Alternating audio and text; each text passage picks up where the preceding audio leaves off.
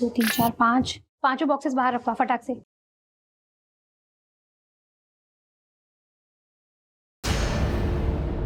अरे रोहन, ये बॉक्सेस वहां क्यों पड़े हैं? कब से रखे हैं वहां? पैक करना है, लेकर आओ। हाँ हाँ मैम, मैं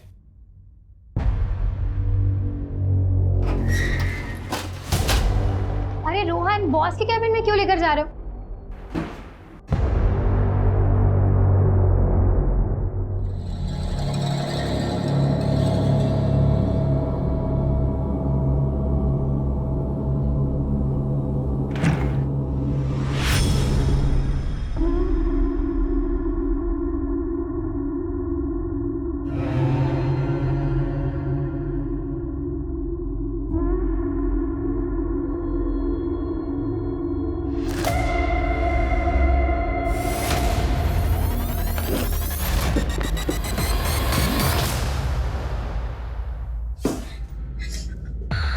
क्या कर रही थी यहाँ?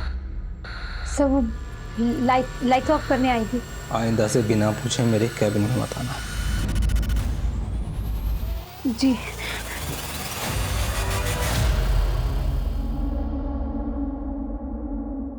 पल्लवी, तुम रो क्यों रही हो? जीजू, मैंने ऑफिस में ड्रग्स के पैकेट्स देखे। ड्रग्स? देखो, तुम ना इस समय बिल्कुल मत पढ़ना। तुम्हारा वो जो बॉस है ना प्रशांत, बहुत खतरनाक आदमी है। तुम ऐसा कुछ मत करना, मेरी मानो कुछ मत करना तुम। मुझे बहुत डर लग रहा है जीजू। तुम डरो मत, मैं हूं ना तुम्हारे साथ। मैं तुम्हें कुछ नहीं होने दूंगा। अपनी हद में रह।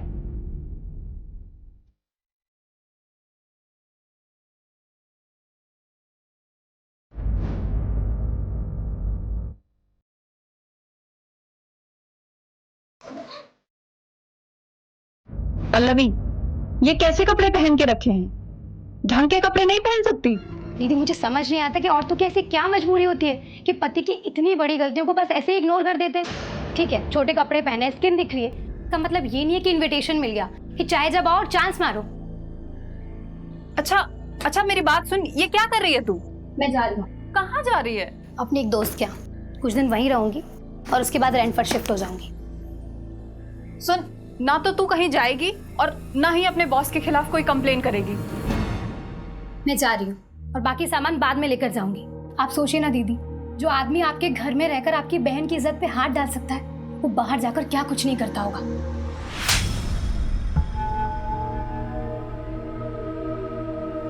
अरे मैं तुम्हें छोड़ दूं कहीं? Thank you. क्या एटीट्यूड है इस लड़की में।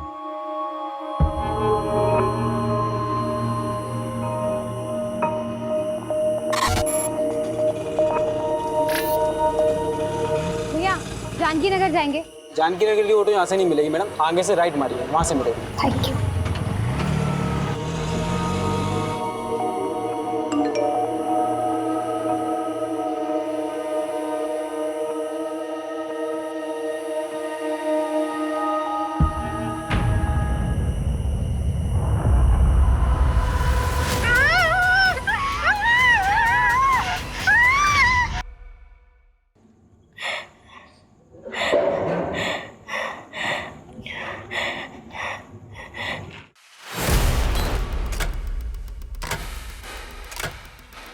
जरा सी भी आवाज निकाली ना तो जान से मार डालूंगा। चलो उठ। ये क्या हालत बना रखी है तूने अपनी?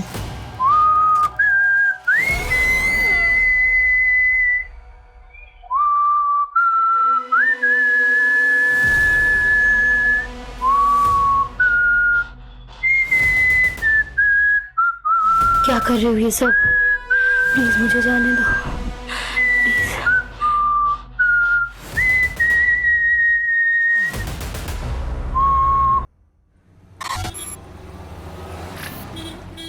तू एक काम कर, जल्दी जा, जल्दी से अपना बैग रेडी करके आ। नगमा, इतनी देर लगा दी तुम लोगों ने। अरे क्या करेंगे, टेलर ने कपड़े ही नहीं सिले थे, बैठ के सिलाना पड़ा, वरना आयशा क्या पहनती। बहुत लेट हो गया। नगमा, ये फातिमा को सलामी पर दे देना।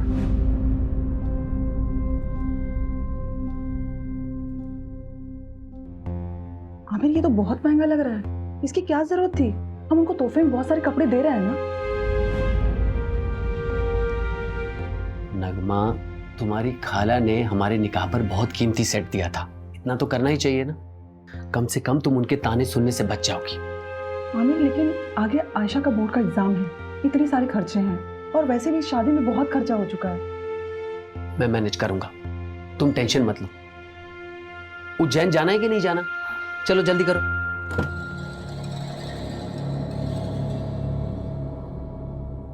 आयशा, अपना लोकेशन ऑन कर लेना और वहां पहुंचकर मुझे फोन करना। अरे आप क्यों चिंता करें, हम फोन करेंगे अब आपको। चलो अब वो टेंशन मत लीजिए, हम लोग अच्छे से पहुंच जाएंगे। ठीक है। हाँ।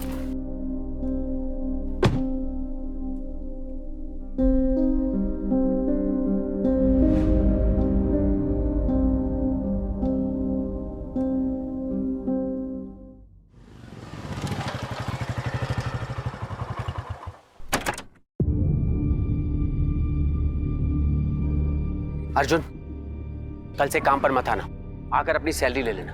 क्या हुआ आमिर भाई, सब ठीक तो है? एक हफ्ते में दूसरी बार कंप्लेंट आई है तुम्हारी। वो तो तुम्हारी बीवी पेट से है, इसलिए मैंने पिछली बार माफ करवा दिया था, पर अब मैं कुछ नहीं कर सकता।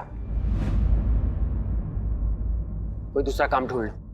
आमिर भाई, क्या है ना कि नई जगह जाऊंगा, नया जॉब ढूंढूंगा, नए दोस्त यार मिलेंगे। अब दोस्ती यार में थोड़ा पीना पाना तो हो गई, उस नशे के चक्कर में कभी आपके घर की असलियत निकल गई तो ना। अरे नहीं निकलेगी नहीं, बोलूँगा नहीं। इन क्या है, नशे में जबान पे काबू थोड़ी रहता।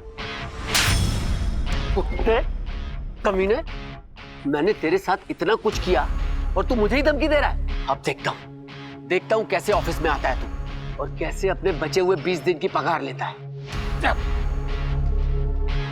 मैं भी देखता हूँ कैसे मिलेगा तो पैसे मिलेगा। आयशा, बेटा अब्बू को लोकेशन भेजा। अब का भेज दे।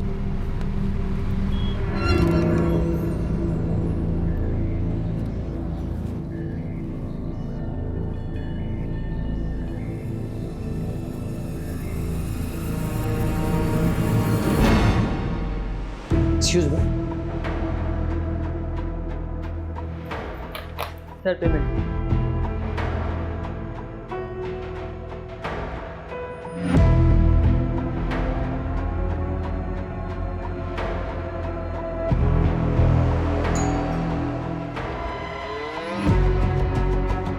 कैसी हो रोशनी?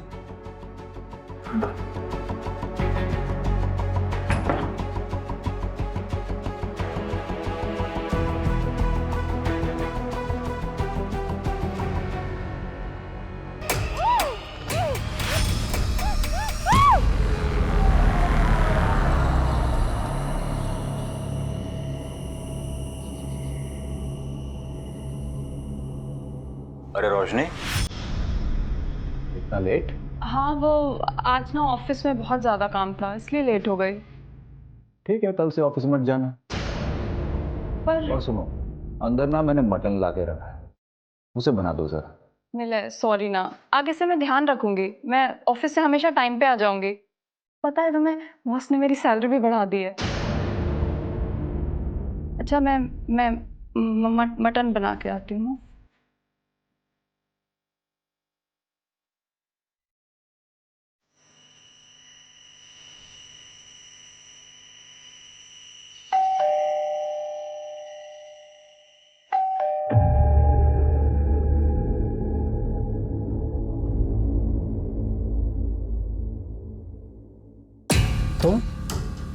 तुम्हारी हिम्मत कैसे हुई यहाँ आने की? यहीं रुको, मैं बताता हूँ तुम्हें।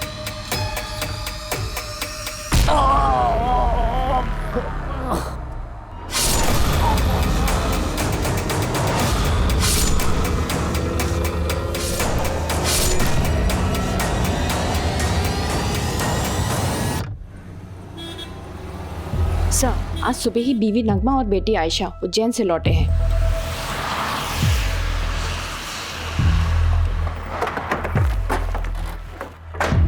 चलो साइड हटो। क्या मिला लगा रखा है? चलो हटो यहाँ से। आमिर, उठ जाओ, क्या हो गया आपको? उठो आमिर, प्लीज उठ जाओ, क्या हो गया? ये क्या हो गया? देखिए नगमा जी, मैं जानता हूँ कि ये सही वक्त नहीं है, लेकिन इन्वेस्टिगेशन भी जरूरी है। आप हमें बता सकती हैं कि जब आप यहाँ वापस आई तो आपने सबसे पहले क्या देखा?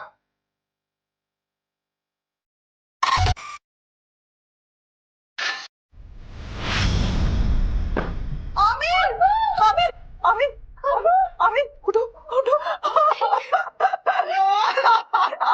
आमिर, हम जब यहाँ से गए थे सब कुछ बिल्कुल ठीक था। आमिर बहुत खुश थे। पता नहीं किसने ये सब कर दिया। सर, हमारे आने के पहले कुछ मोहल्ले वालों ने यहाँ भीड़ लगा रखी थी। पूरा क्राइम सीन कंटामिनेट कर दिया ऐसा। आई डाउट कि फॉरेंसिक वालों के यहाँ ज़्यादा कुछ मिलेगा। ठीक है, जो कुछ भी पॉसिबल हो उनको बोलो कि एविडेंस कलेक्ट करें। Okay sir.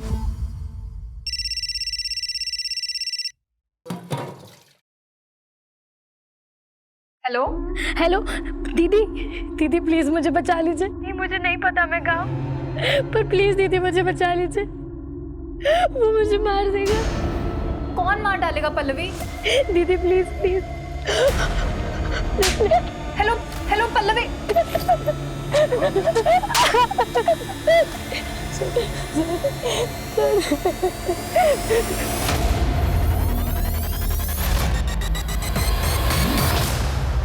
नहीं सर, हमें किसी पर कोई शक नहीं है। अच्छा, आप लोगों के उज्जैन जाने से पहले आमिर का किसी से लड़ाई झगड़ा हुआ था या फिर आपकी फैमिली में कोई इशू? आमिर बहुत अच्छे इंसान थे, उनकी किसी से कोई दुश्मनी नहीं थी। पानी लीजिए। घर से कोई सामान गायब हुआ था? हाँ, मेरा लैपटॉप गायब था और अब्बू का फोन। ठीक है, डिटेल्स दे दीजिए। अगर इसके अलावा कुछ भी याद आए तो हमें बताइएगा जरूर। अभी जा सकते हैं आप।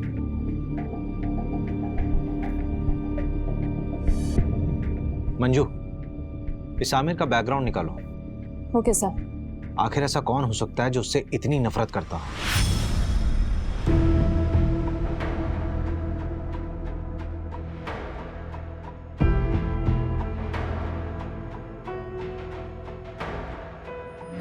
मैंने ऑफिस में ड्रग्स के पैकेट्स देखे।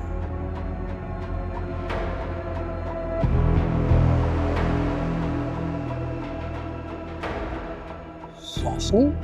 आमिर, रोशनी तुम इतने सालों बाद कैसी हो? क्या बात है, कुछ परेशान लग रही हो। सब ठीक तो है ना?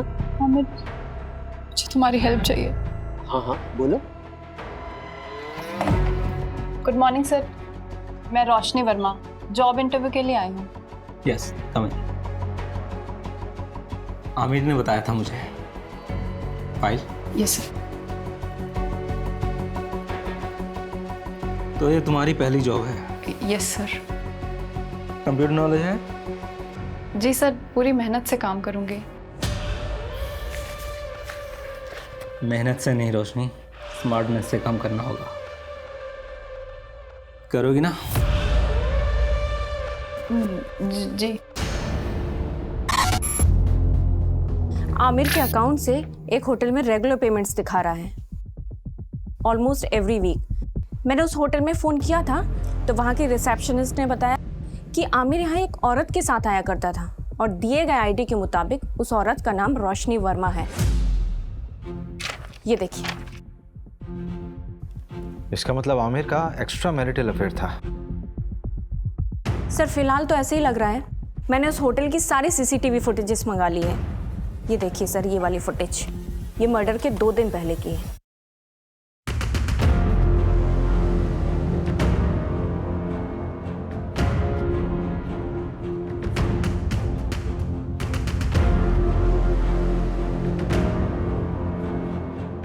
ये आदमी उसका पीछा कर रहा है। सर, इस आदमी की बॉडी लैंग्वेज बहुत डाउटफुल है। ऐसा लग रहा है जैसे ये इन पर नजर रखे हुए है। मैंने इसकी फोटो सर्कुलेट करवा दी है सर। गुड। हेलो। आमिर को उसकी बीवी ने मारा है। कौन बोल रहा है? फिर से बोलिए आप। आमिर को उसकी बीवी ने मारा है। लेकिन नगमा अपने हस्बैंड को क्यों मारेगी? हेलो। फिर से लगाओ। The number you are trying to call is currently switched off. एक ऐप है, मैं लोकेशन चेक करता हूँ। जल्दी करो। लोकेशन जहांगीराबाद है। इसका मतलब कॉलर आमिर के एरिया से ही थी। सर, नगमा को उठा ले क्या? नहीं, किसी रैंडम कॉल के बेस पे हम किसी भी विक्टिम की वाइफ को नहीं उठा सकते। हो सकता है हत्यारे ने हमें भटकाने के लिए खुद कॉल किया हो या किसी से करवाया हो। इस नंबर को ट्रेस करो। Okay sir. मर्डर से 2 दिन पहले नगमा के सारी मूवमेंट को ट्रैक करो, उसके उज्जैन वाली शादी, उसका आना जाना, सब कुछ। Okay sir. मैं जी जान लगा दूंगा रोशनी, बल्कि मैंने तो कल की ही मीटिंग सेट की है। तुम टेंशन मत लो, मैं तुम्हारी बहन को कुछ नहीं होने दूंगा। आमिर, अपना ध्यान रखना, प्रशांत बहुत खतरनाक है। तुम मेरी फिक्र मत करो रोशनी।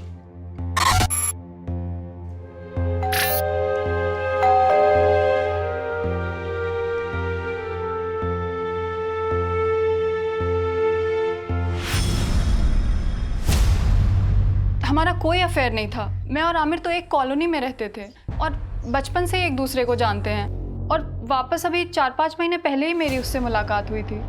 ये चोट कैसे लगी? क्या हुआ है? कुछ नहीं मैम, वो किचन में काम करते टाइम लग गया।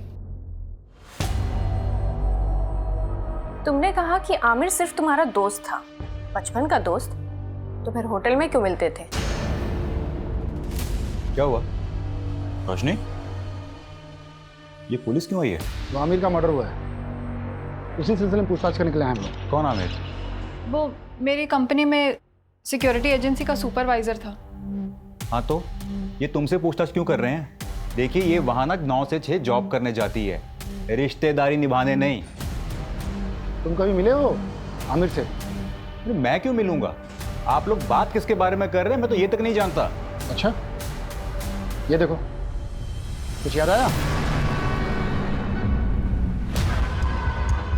चल आने चल। सर मैंने कुछ सब याद कराता हूँ, चल। अरे मेरी कोई गलती नहीं, मुझे क्यों लेके जा रहे हो? अरे मैंने कुछ नहीं किया, छोड़ो मुझे।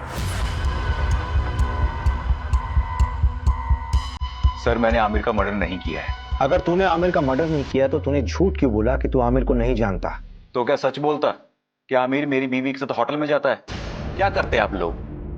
सहानुभूति देकर छोड़ देते? नहीं ना। वैसे आमिर का मर्डर हुआ कभी है? 23 तारीख को। 23 तारीख को तो मैं यहाँ था ही नहीं, मैं तो इंदौर में था अपने दोस्त के यहाँ। चल नंबर बता तेरे दोस्त का। लिख लीजिए नंबर, लेकिन फोन नहीं लगेगा उसका। क्यों? क्योंकि वो दुबई चला गया है।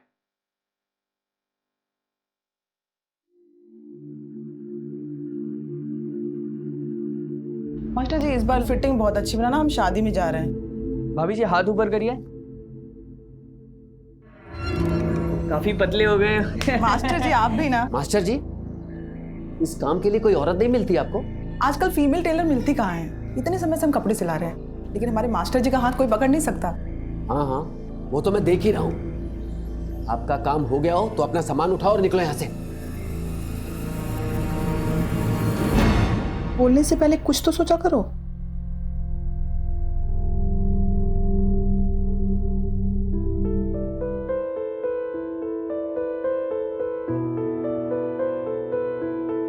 हैप्पी बर्थडे नगमा। अभी तक नाराज हो नगमा? प्लीज मुझे माफ कर दो। और वो जो टेलर मास्टर के सामने आपने किया, वो क्या सोच रहे होंगे वो? अच्छा तो माफी से काम नहीं चलेगा, तो मुर्गा बन जाता हूं मैं। अच्छा बस, अब ज्यादा नौटंकी करने की जरूरत नहीं है, चलो उठो।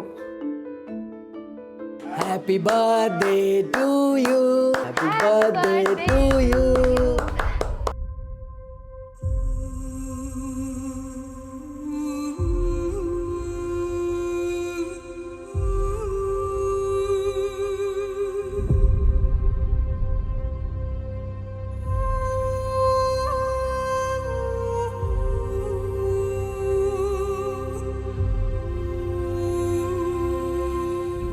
सर इनिशियल रिपोर्ट आ गई है। आमिर को करीब रात 11 से 1 के बीच मारा गया था। नगमा और उसकी बेटी आयशा कितने बजे घर वापस लौटे? अगली सुबह 8 सवा 8 बजे। जिस कैब से वो लौटे थे वो ट्रैक किया? नहीं, ऑनलाइन बुक कैब होती तो इजीली ट्रैक हो जाता। वैसे उज्जैन के सारे ड्राइवर से बात हो रही है। सर, उज्जैन से एक और बात पता चली है। नगमा का शादी से पहले किसी फरहान नाम के लड़के से अफेयर था। तो शादी से पहले था ना? नहीं सर, अभी भी है। नगमा जिस शादी के लिए उज्जैन गई थी ना, वहाँ से 2-3 घंटों के लिए गायब थी, उसी फरहान से मिलने के लिए। फरहान? नगमा 2.5 लाख है, बाकी अगर और जरूरत पड़े तो बता देना। Thank you Farhan. लेकिन नगमा, हम कब तक ऐसे चुप चुप के मिलते रहेंगे? थोड़ा वक्त दो मुझे फरहान। वैसे भी आयशा की जिम्मेदारी है मुझ पर। एक बार मैं आयशा का सब कुछ ठीक कर लूँ, फिर देखेंगे। और वैसे भी मैं किसी को दुखी नहीं करना चाहती।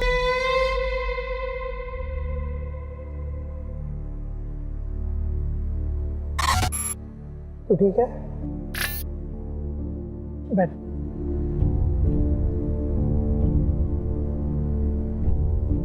आयशा, मैं क्या कह रहा था कि हमें ना आंटी से बात कर लेनी चाहिए।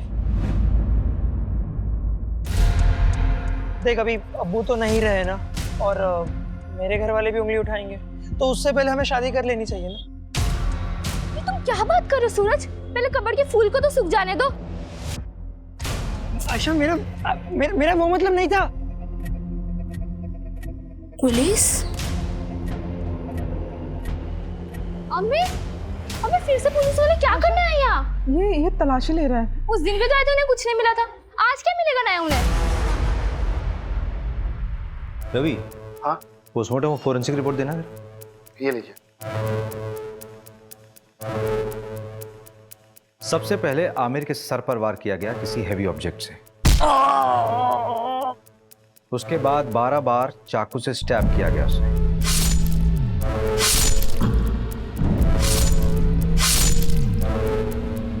आमिर की बीवी और बेटी को आमिर की बॉडी यहाँ मिली थी और दरवाजे पर कोई फोर्स एंट्री के निशान भी नहीं थे। इसका मतलब यह है कि आमिर ने दरवाजा खुद खोला था। यह कांड किसी एक का नहीं बल्कि 2 लोगों का किया हुआ है। किलर के साथ कोई और भी था। सर, लेकिन आपको ये क्यों लगता है कि वो 2 लोग थे? ये रिपोर्ट देखो मंजू, इसमें साफ दिख रहा है कि आमिर की मौत सर पे चोट लगने से और उसके शरीर में चाकू मारने से हुई, राइट? हाँ। लेकिन इन दोनों ही चोटों का फोर्स और इंपैक्ट बिल्कुल अलग है। देखो,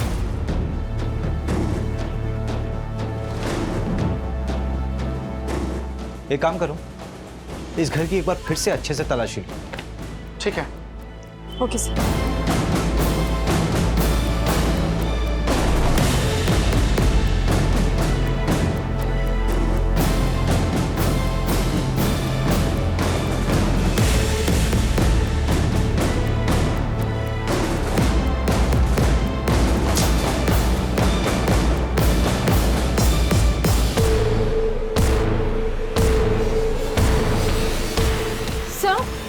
सर यहाँ आइए।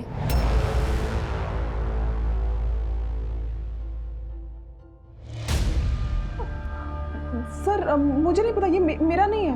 मुझे नहीं पता मेरे अलमीरा में कहाँ से आया। मैं सच बोल रही हूँ। मंजू, लेके चलो। सर आप चलो। मेरी बात सुनिए। चलो थाने चल के बोलना जो बोलना है।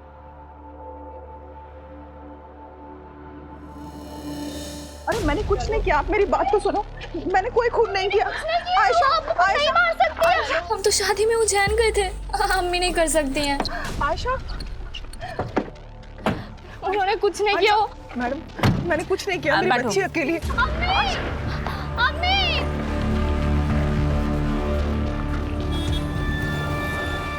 सर, ये नगमा तो अभी तक कुछ काम का बोली ही नहीं है। बोलेगी। एक बार चाकू की फोरेंसिक रिपोर्ट तो आने दो। आखिर ये चाकू उसी के घर से बरामद हुआ था ना, उसी की अलमारी से। Yes sir. रवि भाई, तुम कहाँ बिजी हो? ये फाइल आमिर के घर से मिली थी, वही पढ़ रहा था। इसमें एक एफआईआर कॉपी है। 4 महीने पहले रोशनी ने न्यू मार्ग थाने में एक एफआईआर दर्ज करवाई थी अपनी सगी बहन के किडनैपिंग की। किडनैपिंग? स्ट्रेंज। इसका मतलब है रोशनी 2 विक्टिम से जुड़ी हुई। एक तो उसकी खुद की बहन जो 4 महीने से लापता है, और एक दूसरा आमिर। लेकिन सबसे बड़ा सवाल ये उठ रहा है रवि कि ये फाइल आमिर के पास क्या कर रही थी? अजीब तो है। ये देखिए, इस फाइल में ना कई सारे एड्रेसेस हैं, और ये फोटो देखिए आप।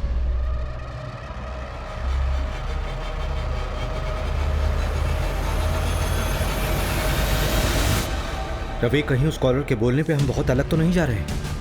हम नगमा से पूछताछ कर रहे हैं और मालूम चले कि केस कुछ और ही है। एक काम करो, रोशनी को थाने बुलाओ। और सर एक गार्ड के बारे में पता चला है, उसका नाम अर्जुन है, वो आमिर के अंडर काम करता था और मर्डर के 2 दिन पहले उसका आमिर से झगड़ा भी हुआ था। मैंने कांस्टेबल सिन्हा को बोल दिया उसे उठाने को।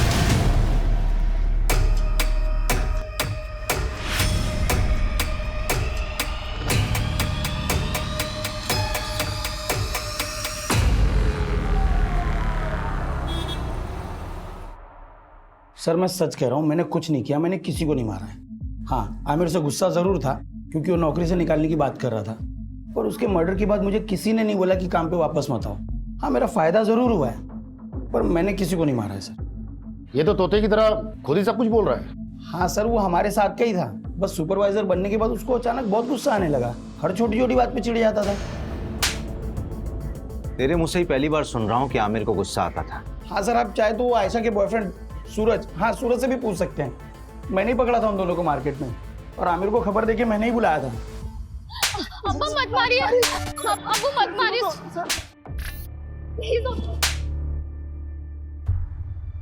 क्या नाम बताया तेरा? सूरज चौहान।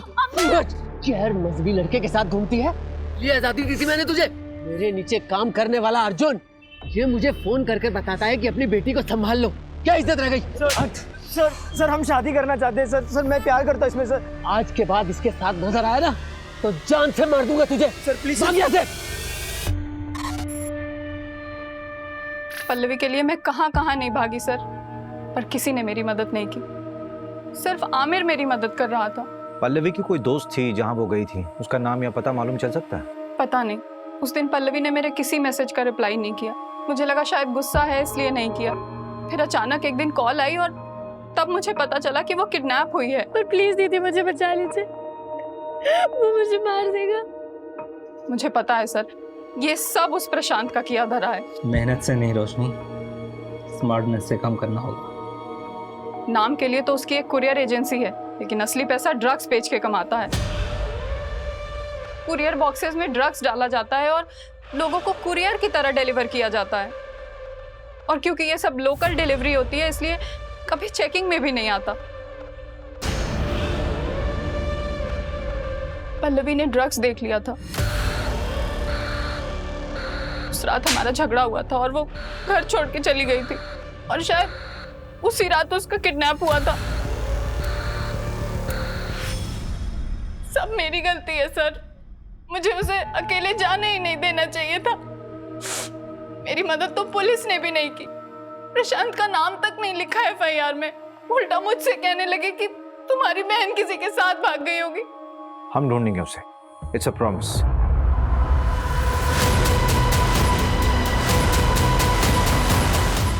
तो जब हम तुम्हारे घर आए थे तब क्यों नहीं बताया था ये सब?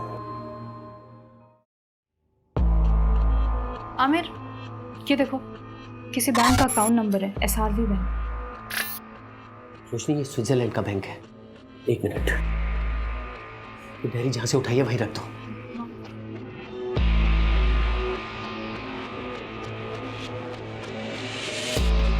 रोशनी इधर आओ। ये प्रशांत की प्रॉपर्टीज के पेपर है, उसके नाम कई प्रॉपर्टीज है। आमिर, शायद यहीं कहीं रखा हो उसने पल्लवी को। चलो हम अभी चेक करके आते हैं सारे एड्रेस। नहीं नहीं नहीं रोशनी, अभी बहुत लेट हो चुका है, तुम घर जाओ। लेकिन मेरी पल्लवी। हड़बड़ी का काम नहीं, बहुत रिस्की है। हम लोग कल मिलेंगे। चलो अभी इसको वापस रख दो। चल चल जल्दी चल।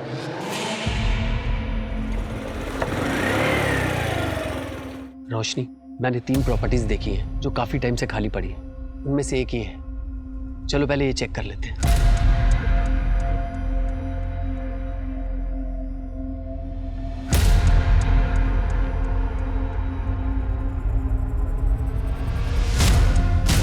रोशनी, यहां तो कोई नहीं। चलो दूसरी प्रॉपर्टी में देखते हैं।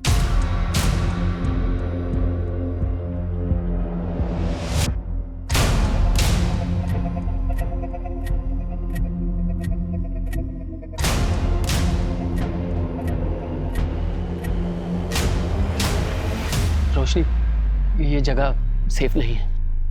बाकी के एड्रेस मैं कल खुद आके चेक करूंगा, तुम मत आना। अब चलो।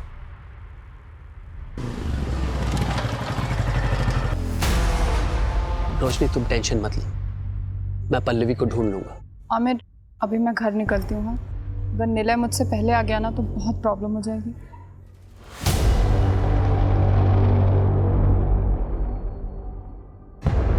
उसके 3 दिन बाद आमिर का मर्डर हो गया। मैं बहुत डर गई थी, शायद प्रशांत को सब पता चल गया था और पल्लवी तो अभी भी उसके कब्जे में है। आमिर को भी उसने मरवा दिया, सब मेरी वजह से हुआ है। वो प्रशांत कुछ भी कर सकता है, पता नहीं अब पल्लवी मुझे कभी मिलेगी भी या नहीं। आमिर के अलावा तो किसी को नहीं पड़ी थी उसे ढूंढने की। हम ढूंढेंगे उसे, इट्स अ प्रॉमिस। आप चिंता मत कीजिए, आप जाइए, पल्लवी को ढूंढना हमारी जिम्मेदारी है।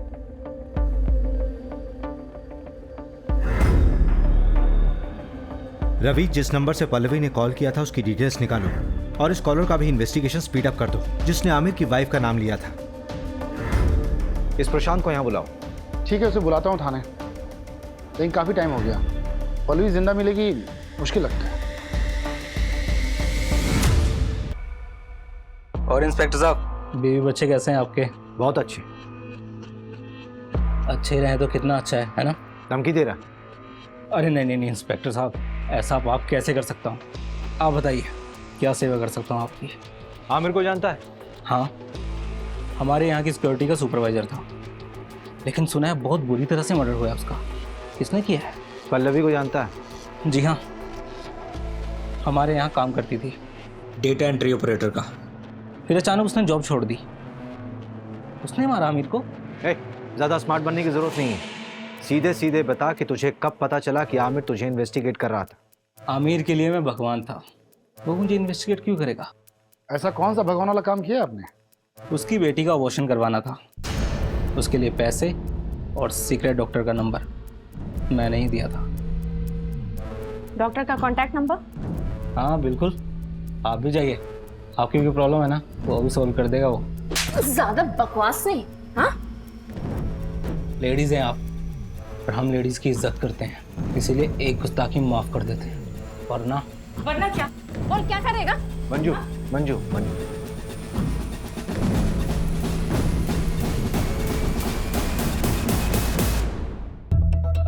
नहीं सर, हमारे यहाँ ऐसा कुछ भी गलत काम नहीं होता। एक तो बिना पुलिस को इन्फॉर्म किए एक नाबालिग लड़की का अबॉर्शन करा दिया, ऊपर से झूठ बोल रहे हो। अभी तो सिर्फ तुम्हारा लाइसेंस रद्द करूंगी। अगर और झूठ बोला ना तो सीधा जेल में डाल दूंगी। नहीं मैडम, ऐसा मत करना, मैं आपको सच्चाई बताता हूँ। आमिर 4 हफ्ते पहले ही आया था अपनी बेटी को लेके अबॉर्शन के लिए। आयशा, अभी तो सिर्फ 2 महीने हुए हैं, अभी तो अबॉर्शन हो सकता है। और आमिर, तेरी बेटी तो अभी नाबालिग है, पुलिस केस हो सकता है। डॉक्टर साहब, मेरे बच्चे की जिंदगी खराब हो जाएगी। वो लड़का इसकी क्लास का है, उसे जब खबर मिली तो वो घबरा गया। डॉक्टर साहब, आप इसका अबॉर्शन कर दीजिए, हमें कोई पुलिस केस नहीं करना। नहीं अब्बू, जो कुछ हो रहा है तेरे अच्छे के लिए हो रहा है। मैं ताने सुन सकता हूँ, लेकिन तू ताने नहीं सुन सकती। छोटे बच्चे की परवरिश करना इतना आसान नहीं है, खासकर जब उसका बाप उसके साथ ना हो। अब्बू ने मेरा साथ दिया था। तुम्हारा अबॉर्शन हुआ तो डेफिनेटली तुम्हें सूरज से भी मिलने से रोका गया होगा, तो क्या इन सारी बातों को लेकर सूरज गुस्सा था क्या आमिर से? देखिए, ना सूरज ने अब्बू को मारा है और ना अम्मी ने अब्बू को मारा है। आप शुरू से गलत इन्वेस्टिगेट कर रहे हो। देखो आयशा, अगर तुम्हें ये लगता है कि तुम्हारी मम्मी बेवजह लॉकअप में बंद है तो तुम्हें ही उनकी मदद करनी होगी ना, नहीं तो वो जिंदगी भर किसी और के जुर्म की सजा काटती रहेंगी। नहीं, ऐसा बिल्कुल नहीं होगा। वकील ने कहा है कि उनकी कल तक जमानत हो जाएगी, इसके बाद वो कभी भी जेल नहीं जाएगी। अम्मी ने कुछ भी नहीं किया, इसलिए आप लोगों को कोई सबूत नहीं मिल रहा है। अब आप जाइए। न्यू मार्ग थाने बात हुई, लोकल पुलिस ने पल्लवी केस में प्रशांत से पूछताछ की थी, लेकिन उन्हें भी प्रशांत के खिलाफ कुछ भी नहीं मिला। हो सकता है पल्लवी अपनी मर्जी से कहीं गई होगी। जिस नंबर से पल्लवी ने कॉल किया था वो नंबर भी ट्रेस नहीं हो रहा है, फेक आईडी पे लिया गया था और स्विच ऑफ हो गया। पर सर, पल्लवी को गायब करने का मोटिव तो बनता है प्रशांत के पास। नगमा का एक्स बॉयफ्रेंड फरहान का भी कुछ पता नहीं। हाँ, एक बात पता चली है, उसने नगमा को 2.5 लाख रुपए उधार दिए थे। 2.5 लाख है, बाकी अगर और जरूरत पड़े तो बता देना। अब इतने पैसों की उसे क्या जरूरत पड़ी, ये तो नगमा ही बता सकती है। ऊपर से मिस्ट्री कॉलर का अभी तक नहीं पता लगा जिसने नगमा का नाम लिया था। टेक्निकल टीम ने बताया कि यूज किया हुआ सिम और फोन दोनों ही फर्जी तरीके से खरीदे गए थे। हो सकता है बाद में डिस्ट्रॉय कर दिए होंगे, क्योंकि दोबारा उनसे कॉल नहीं हुआ है। इसका मतलब we are back to the square one here. हमारे पास सिर्फ ये सीसीटीवी फुटेज है, जो पल्लवी की किडनैपिंग साइट से हमें कैमरे के थ्रू मिली। देखते हैं क्या होगा इसमें।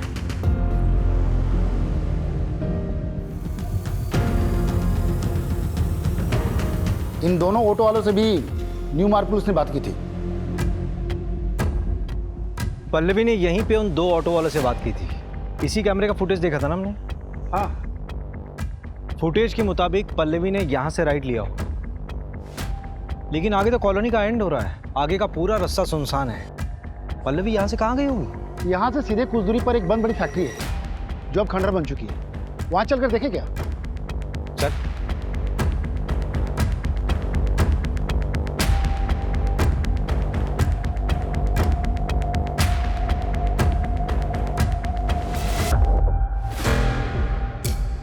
चेन से बांधा गया था। मेकअप का सामान।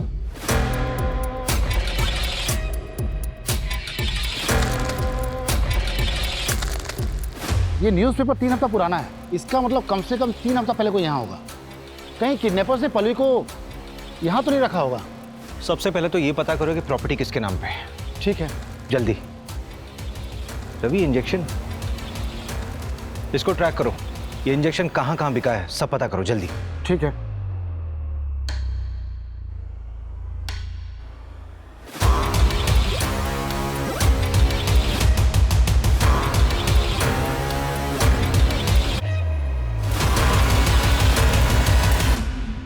सर, इनकी बेल हो गई।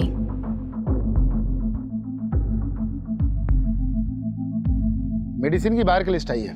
कोई लीड मिला प्रशांत से कनेक्टेड? एक लीड है, नाम देखकर आप हैरान हो जाएंगे। हाईलाइटेड नाम देखिए। ये आमिर इंजेक्शन खरीदता था? हाँ सर, हो सकता है कि ये प्रशांत ने मंगवाया हो।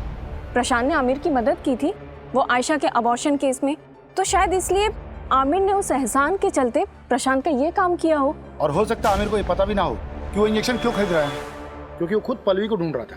लेकिन प्रशांत के खिलाफ हमारे पास कोई सबूत नहीं है। एक है, हल्का कनेक्शन है, पर एक मिला है। जिस लोकेशन में पहुंचे थे वो एक कंस्ट्रक्शन कंपनी के अंडर है, गंगवार कंस्ट्रक्शन। और इस गंगवार कंस्ट्रक्शन प्राइवेट लिमिटेड में 21% का स्टॉक होल्डर है प्रशांत।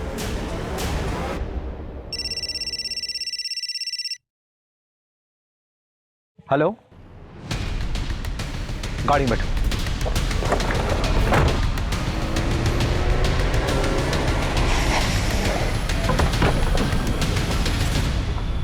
किधर?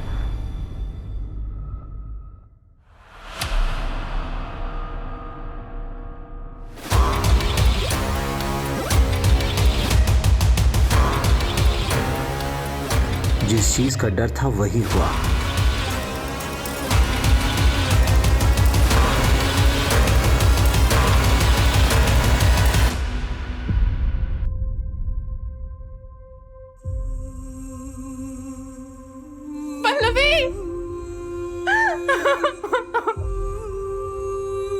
दीदी, मुझे जॉब मिल गई। क्या? ओह, सो हैप्पी दीदी।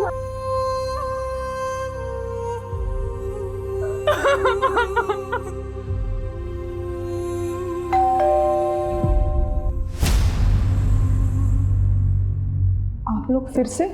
इस बार तुम्हें बेल नहीं होने वाली।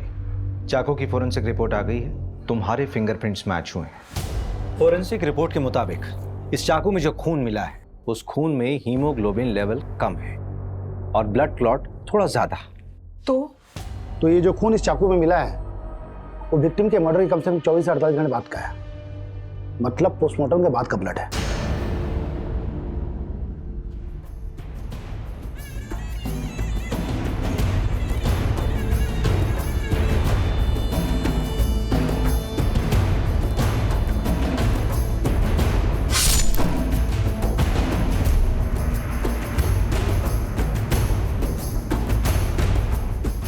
आमिर को उसकी बीवी ने मारा है।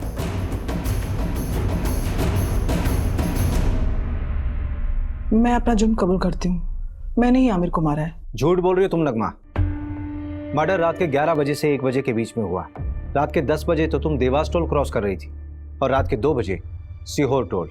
इसका मतलब ये हुआ कि जब मर्डर हुआ उस वक्त तुम रास्ते में थी और करीब 3:30 बजे तुम घर पर वापस लौटी।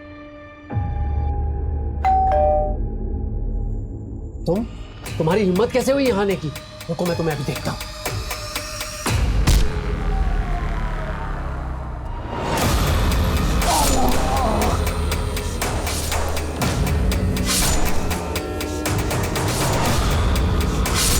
हो गया है आयशा, बस कर। आयशा मर गए वो।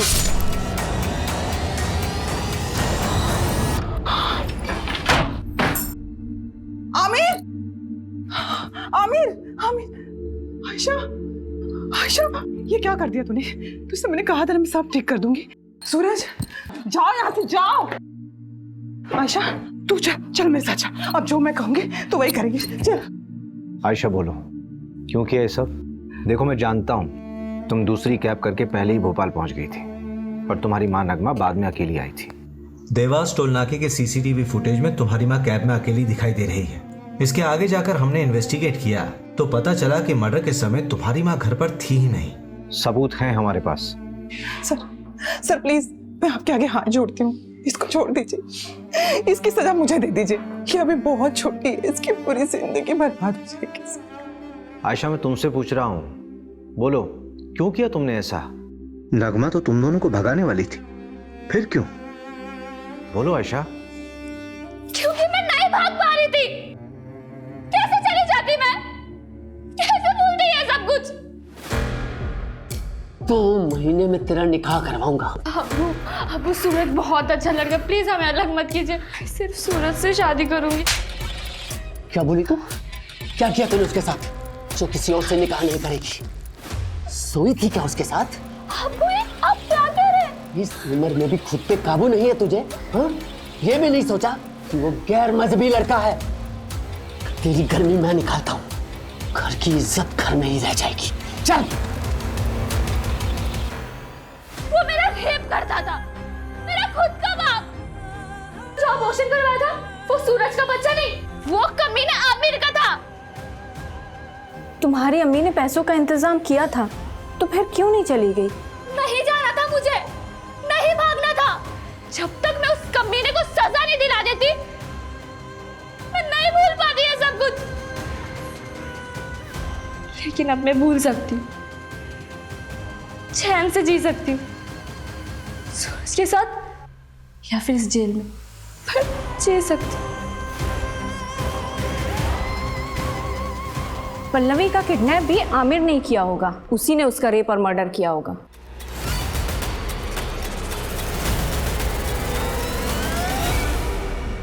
पोस्टमार्टम के मुताबिक जिस वक्त पल्लवी का मर्डर हुआ उस वक्त प्रशांत मुंबई में था।